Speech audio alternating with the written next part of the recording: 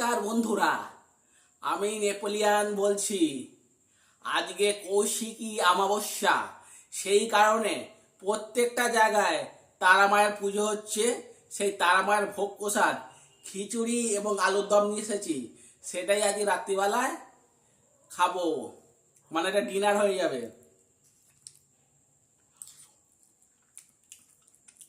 আমি ততক্ষণে খাই, ততক্ষণে মিনি ব্লগটা তোমরা দেখতে থাকো।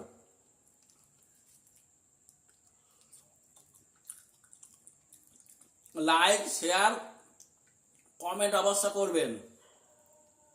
আর এখনো যারা চ্যানেলটা সাবস্ক্রাইব করেন অবশ্য সাবস্ক্রাইব করে আমার পাশে থাকবেন, আমার সাথে থাকবেন।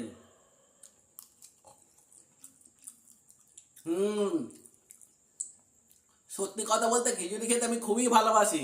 যেখানে তারা মায়ের বা কালী পুজো হয় সেখানে ভোগ প্রসাদ নিয়ে আসি।